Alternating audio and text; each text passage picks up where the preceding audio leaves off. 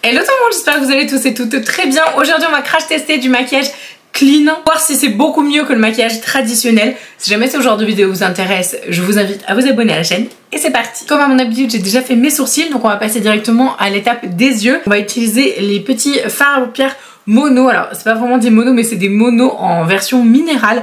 Donc si jamais vous vous intéressez à ce genre de make-up, ça peut être hyper cool de pouvoir tester les formules de ces petits fards à paupières qui ne sont donc pas pressés, qui sont donc en poudre libre comme ça. Je vais commencer par la teinte Smoky Brown, donc du coup qui est un espèce de fard de transition légèrement irisé pastel. Je pensais absolument pas que ce serait cette couleur là, je m'attendais à un fard de transition un peu brun. Par contre la couleur est somptueuse, elle est vraiment très belle. C'est un fard hyper iridescent et très lumineux, j'espère que vous le verrez d'ici. Faut vraiment tapoter beaucoup le pinceau, il y a beaucoup de chutes. Finalement partir je pense sur un smoky prune avec le fard Deep Purple, donc hyper intense. Franchement là ça se voit direct que c'est un violine mais magnifique, même juste dans le pan comme ça sans produit. Donc bien écraser tout ce qui est fards minéraux comme ça, faut vraiment bien écraser la masse en fait de produits et puis bien tapoter. De toute façon même en tapotant et en écrasant la matière vous aurez forcément beaucoup de chutes. Mais bon, là on va voir ce que ça donne. Donc vous pouvez moduler le rendu quand même. Vous pouvez avoir un effet un petit peu plus intense. Mais là par contre vraiment full chute. Je vais tenter d'intensifier le fard avec un spray fixateur. Je vais mettre du coup un petit peu de spray dans le godet comme ça. Et je voudrais bien voir ce que ça donne. Donc là il n'y a clairement pas photo. Bon, vous pouvez avoir quelque chose d'extrêmement opaque, très lamé. Donc si jamais vous avez envie d'un rendu un petit peu dans ce genre là, n'hésitez surtout pas à utiliser un petit peu de spray fixateur. Je pense que j'ai même pas besoin de vous montrer le avant après, clairement je pense que ça se passe de commentaires directs. Bon, fin mot de l'histoire, c'est pas clairement mon genre de délire d'utiliser des fards à paupières minéraux. J'ai absolument pas terminé le dessous des yeux, j'ai juste fait l'intensité que je voulais, j'ai à peu près dégradé comme je voulais, j'ai pas encore fini les yeux, mais vraiment pour moi c'est pas mal. C'est à dire que si vraiment vous voulez un truc assez intense quand même, on peut avoir quelque chose de très chouette. Je pense même que vous pouvez faire un trait de liner. Bon, j'ai pas du tout tenté, mais en repassant même 2-3 fois on peut avoir un truc électrique complètement dingue. Donc je pense qu'à mon avis ça peut être utile dans ce genre de cas par exemple, ou si vous voulez quelque chose d'un peu différent en matière à travailler. Par contre moi je suis pas fan clairement.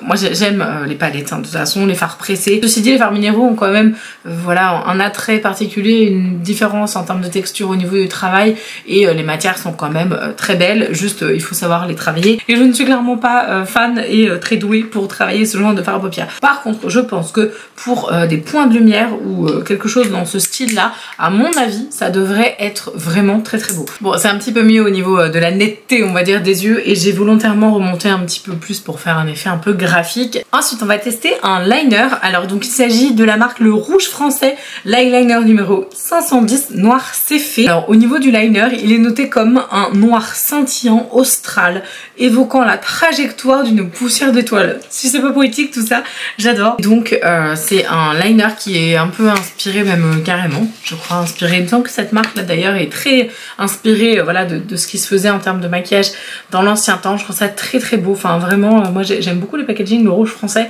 Par contre au niveau de l'applicateur je vais vous montrer, c'est hyper chelou. Il est comme ça et autant vous dire que ça va pas être possible entre lui et moi, je le sais direct. Par contre là il y a un truc qui est hyper intéressant, c'est qu'il est extrêmement opaque, il est très noir donc c'est pas mal en fait. Après c'est un eyeliner qui est vraiment pas facile à travailler. J'ai hyper peur pour la wing. S'il vous plaît envoyez-moi des bonnes ondes, merci. Bon c'est pas franchement dingue très honnêtement, je suis obligée de reprendre à part 50 fois chaque zone. C'est pas du tout facile de le travailler, très honnêtement. Si vous aimez les liners classiques, vraiment prenez pas ça. Je suis désolée mais bon, mis à part le packaging, le fait qu'il est en effet très noir mais finalement pas tant que ça parce que il va faire plein de petits petits accros. Alors pas dans le sens où ça fait des petites vaguelettes ou quoi, mais il fait plein d'accros. Il y a un moment plus de matière, d'autres moments il n'y en a pas du tout. Du coup ça fait des taches, ça met longtemps à sécher, c'est hyper galère. Je suis en train de reprendre à peu près 70 fois chaque zone. On va ensuite passer au mascara, donc c'est le mascara Lily Lolo, il est très joli au niveau du format, c'est très beau, j'aime beaucoup. C'est très moderne je trouve comme packaging, je l'aime bien. Alors là c'est de la grosse brosse. La dernière fois j'avais aussi eu une bonne impression, enfin une bonne première impression avec le mascara Kosas et finalement j'étais un petit peu tombée des nues au niveau de l'effet. Donc là on verra bien. Donc c'est une brosse que je vais vous montrer en focus parce que je suis désolée, je parle mais je vous la montre pas. Donc c'est une brosse en fait à l'ancienne, hein, quand même ça c'est pas du tout une brosse silicone. On va tester ça, j'aime bien la forme de la brosse donc je me dis qu'il y a peut-être quelque chose à en tirer de sympa. Tenter. Alors le gros avantage c'est qu'elle est quand même assez grosse et il a l'air d'être pas mal. Ah, on tient peut-être un truc franchement bien là. Alors par contre faut pas te mettre le coin interne du mascara dans l'œil vu l'épaisseur du truc, mais franchement je suis désolée mais d'habitude quand je mets par-dessus un eyeliner on voit pas du tout le mascara. Là on le voit vraiment, il est beaucoup mieux que le Kosas et il est beaucoup moins cher surtout. Donc en termes de make-up clean, vraiment je pense que celui-là c'est un très bon mascara. Je viens de voir que le liner a complètement séché, du coup il remonte un peu dans mon estime parce que quand il est sec il est très joli. Je suis un petit peu mitigée du coup sur ce liner. Non franchement bah, finalement quand c'est mat c'est pas mal. Un bon mascara, si vous voulez un mascara très clean en termes de compo, que vous voulez un effet naturel un petit peu plus intense, un peu plus travaillé, franchement ouais j'aime bien. C'est pas la folie, moi qui aime bien mettre des faux cils et qui adore vraiment les mascaras où il y a beaucoup d'impact. Voilà, c'est pas aussi ouf, mais il est quand même bien. J'ai envie d'utiliser ça, j'ai envie de tester, je vais voir, ça se trouve ça va être un fail total. C'est les Cosmic Drops, donc je l'avais déjà, j'avais pas cette teinte là. C'est un code promo qui est un code promo que j'ai à l'année chez eux, donc je vous remettrai ici, mais bon, je vais tester ça. J'ai envie de tester un tout petit point de lumière, mais est-ce que ça va faire ce que je veux, je ne sais pas. Donc voilà ce que ça donne au niveau du Cosmic Drops. Donc ça c'est un highlighter que vous pouvez mettre voilà, sur le visage post du coup fond de teint. Vous pouvez le mélanger à votre crème de jour, vous pouvez le mélanger avec votre crème solaire, vous pouvez le mélanger avec votre crème teintée, vous pouvez le mélanger avec votre fond de teint pour donner un effet glow et vous pouvez l'utiliser en point de lumière. Et je vais l'utiliser au niveau du contour des yeux, on va voir ce que ça donne. Je vais l'utiliser là. Ah ouais la vache. Ça par contre c'est ouf. Alors là Madara, waouh. J'aime beaucoup. Vraiment, j'aime énormément. Et ce petit Cosmic Drops, là, je pense que je vais m'en servir un petit peu plus souvent. Ensuite, on va tester la base, donc Alima. Donc, c'est une marque que je connais absolument pas. Et là, c'est une base de teint qui coûte assez cher. Vraiment, elle coûte, je crois, un peu moins de 50 €, quelque chose comme ça. Et c'est apparemment une base de teint incroyable qui va venir flouter les pores, avoir un effet matifiant. Et ça se voit déjà au niveau de la formule. Je sais pas si vous verrez, mais la formule, elle est... on sent qu'elle est matifiante. Je sais pas comment expliquer. On sent qu'il y a un effet gomme dedans. Au niveau de la texture, c'est hyper agréable. Très frais. Et en même temps, tu sens qu'il y a de la masse. C'est bizarre et c'est particulier, mais c'est quand même agréable. Carrément les mains collées au visage. Je pense qu'à mon avis ça va s'en aller après et je pense que c'est ça justement qui fait l'effet un peu même carrément mat. Donc on va voir ce que ça donne. Franchement j'ai hâte de voir si ça fait vraiment un effet très mat. Je pense que ça peut être vraiment pas mal. Ça colle quasiment plus. Et c'est ouf par contre cet effet mat. Bon je valide l'effet mat, par contre la galénique est quand même très surprenante. Donc vraiment voilà, soyez prévenus que c'est vraiment particulier. Ça colle énormément puis après ça se lisse et après ça fait limite un effet poudré. Ah c'est trop bizarre. Hyper chelou cette base, mais par contre vraiment pour l'effet mat c'est un 100%. Je sais pas si vous voyez mais il n'y a plus aucune brillance sur mon visage.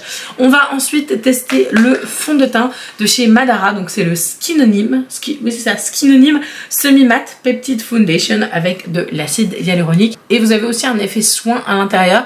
Il fait 30 ml et donc c'est un fond de teint semi-matte au peptide et j'ai trop hâte de le tester parce qu'il a l'air d'être assez incroyable et ça a l'air d'être un gros lancement pour la marque. C'est du gel en fait, hein, clairement, du gel un peu épais. Ok, c'est du gel épais. Bon, la matière elle est un peu pas lourde mais du coup tu sens qu'il y a... La matière c'est pas comme de l'eau du tout quoi. Alors ce fond de teint est noté que c'est une couvrance légère à moyenne. Alors moi j'adore quand c'est très couvert, hein, clairement vous le savez, ou peut-être pas, mais non j'adore quand c'est très couvert. Il n'y a pas spécialement d'odeur ce fond de teint, par contre je pense que je vais être obligée de le moduler vachement, et à mon avis, moi pour avoir le résultat que je veux il va falloir plusieurs passages, mais sinon il a l'air quand même de couvrir plutôt pas mal. Ça reste assez léger, mais Je pense que c'est un fond de teint qu'il faut pas non plus laisser sécher sur ta peau, sinon tu vas vite fait avoir des traces. En fait c'est marrant parce que j'ai l'impression qu'en tapotant comme ça, il se floute directement dans ma peau et que il se pose direct, c'est assez dingue. Là je pense qu'on va voir s'il est très couvrant. Parce que je sais pas, j'ai eu un petit coup de chaud, j'ai eu une grosse rougeur là au niveau de ma joue, trop bizarre. Et on va voir, c'est quand même léger en termes de couvrance. On la voit encore un petit peu, mais bon, ça corrige quand même. Première impression sur le fond de teint, il est pas mal. Je pense que la base en dessous, ça va pas avec, parce que, comment dire, la base en dessous accroche énormément. Donc je pense que si vous avez un fond de teint fluide par-dessus la base, ça devrait être bien. Mais comme là c'est un semi-mat, les deux matières vont pas spécialement bien ensemble. Et donc du coup ça peut faire des petits accros au niveau du contour de la bouche, j'en ai un petit peu. Mais par contre franchement il est intéressant. Il est intéressant si vous aimez plutôt les rendus naturels avec un effet semi-mat. Donc pas non plus extrêmement mat, mais légèrement correctif. Franchement c'est intéressant. Je vais voir du coup ce que ça donne couplé avec l'anti-cerne. Waouh, je pensais pas qu'il serait aussi couvrant. J'allais dire évidemment j'ai la couleur la plus claire, mais waouh je m'attendais pas à ça. C'est un truc de fou. Ah ouais, ça couvre bien ça, dis donc. Ah ouais, non, c'est pas mal. Je vais quand même essayer de remettre un petit peu de masse. Et puis là surtout, je suis tellement rouge. Hein, je sais pas ce qui s'est passé, j'ai eu super chaud. Mais juste d'un côté. Genre juste une joue. J'ai juste eu une joue rouge, hein, clairement, trop bizarre. Je pense que ça se pose là. Dans le correcteur vraiment très bien. Après à voir si il file. Bon de toute façon forcément ça file, hein, qu'on soit d'accord. C'est une évidence que ça va filer dans les plis. Mais juste à quel degré.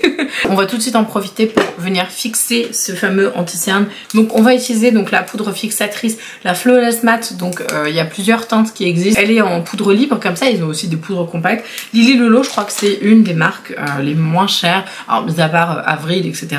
Je veux dire Lily Lolo dans les marques de maquillage on va dire haut de gamme, c'est une des marques les plus accessibles. Ok, donc ne faites pas ça parce que la matière ne se mélange pas du tout. On va faire ça au pinceau. Hein.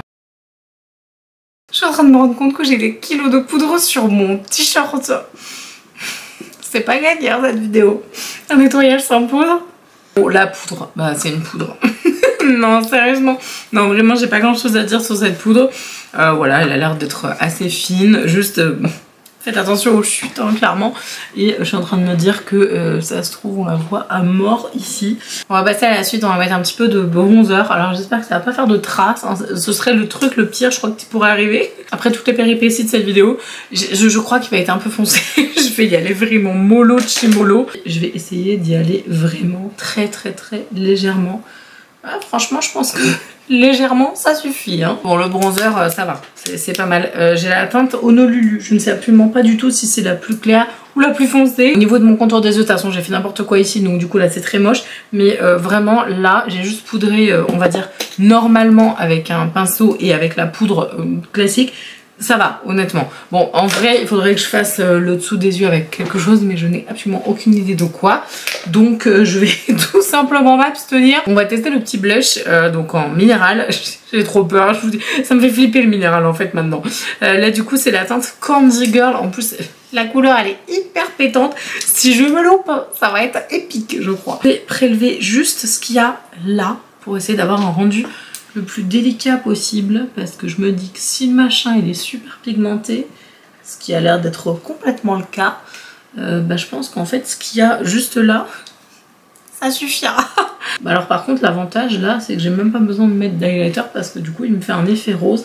Ah, par contre le blush là il est canon. Ah là par contre je suis complètement conquise du truc, c'est très beau. De toute façon je vous dis les rendus des produits minéraux comme ça en poudre, quand c'est des belles poudres minérales, le rendu, le fini est somptueux, hein. Vraiment c'est beaucoup plus joli que du pressé qui a moins d'âme, hein, clairement. Mais waouh, c'est un peu plus galère quoi. Mais non, franchement là il est très beau. Et on va finir notre épopée par le rouge à lèvres. Alors j'ai donc un crayon contour des lèvres et un rouge à lèvres à tester. Donc le crayon contour des lèvres c'est un crayon Lily Lolo en teinte soft nude. C'est un crayon, c'est pas du tout un crayon gel, j'ose même pas vous montrer ma main, je pense qu'elle est tellement abîmée, c'est pas possible, elle est tellement sale. Donc on va tester ça. C'est une teinte du coup qui est un petit peu orangée, un petit peu comme mon fond. clairement. Le crayon est très bien. Bon, la couleur, je l'aurais pas appelé soft nude, j'aurais appelé plutôt soft peach ou un truc comme ça, parce qu'elle est plutôt abricotée. Il est extrêmement crémeux, il glisse très bien. Pas du tout sec. Si vous pincez les lèvres, ça se dégrade bien, donc vraiment je valide complètement aussi ces petits crayons. De toute façon les crayons c'est pas bien compliqué, hein. C'est soit t'aimes pas. Bon là la couleur est pas spécialement adaptée à mon make-up, mais j'avais que celle-ci. Mais en tout cas vraiment ils ont l'air très bien. Et ensuite on va tester le crayon Madara, donc le numéro c'est quoi, le 31 a priori, je ne sais pas, qui a l'air donc d'être un nude très simple. Il est très joli, vraiment le visuel du... bon allez, je vous le montre même si j'ai main sale, c'est pas grave. Le visuel du coup est très beau avec le petit M incrusté et tout. C'est assez mat en termes de fini, enfin en tout cas ça a l'air, et il est très joli. La couleur est vraiment très belle. Finalement elle va assez bien avec le crayon contour des lèvres que j'avais aussi. C'est pas du mat, c'est vraiment du semi-mat, voire du lumineux un petit peu plus couvrant que d'habitude. J'aime beaucoup la couleur. Après je l'aurais aimé, parce que j'adore hein, quand c'est vraiment très opaque, je l'aurais aimé plus opaque et encore plus beige peut-être éventuellement, plutôt que légèrement orangé. Ça va pas spécialement avec mon make-up, mais bon c'est pas grave, au moins c'était vraiment un crash test, on a pu vraiment tout essayer ensemble. Je suis assez ravie de certains produits, il y en a d'autres que j'ai un petit peu eu du mal à apprivoiser, et franchement le minéral c'est pas pour tout le monde hein, je vous avoue. Les meilleurs produits de cette vidéo, ça c'est canon. Ensuite on a le bronzer qui est très bien, qui se dégrade bien, franchement j'ai rien à dire, il est parfait. On a ensuite les Cosmic Drops. De mon souvenir j'avais adoré même en highlighter comme ça, donc bon là j'ai juste testé ici, c'est pas non plus grandiloquent, mais je sais que c'est vraiment un produit qui est excellent. Et le fond de teint franchement ben, il est pas mal, honnêtement mon teint il est très bien. Et si pardon j'ai oublié, l'anti-cerne est très bien aussi. Ah le blush aussi était très bien. Bon en fait les produits sont vraiment pas mal, j'ai juste eu de grosses déconvenues sur certaines références, mais vraiment sinon pas de soucis. Sur le site Mon Corner Bio vous avez toujours mon code qui est valable à l'année maintenant, je vous le remets juste là, c'est celui-là. Si jamais vous avez envie de passer commande, de toute façon je vous ai tout mis comme d'habitude en barre d'informations. Si jamais la vidéo vous a plu, n'hésitez pas à mettre un like à la vidéo et du coup à la commenter si jamais elle vous a intéressé et que vous avez envie d'échanger sur le sujet. En attendant, je vous embrasse de tout mon cœur et je vous dis à la prochaine. Ciao!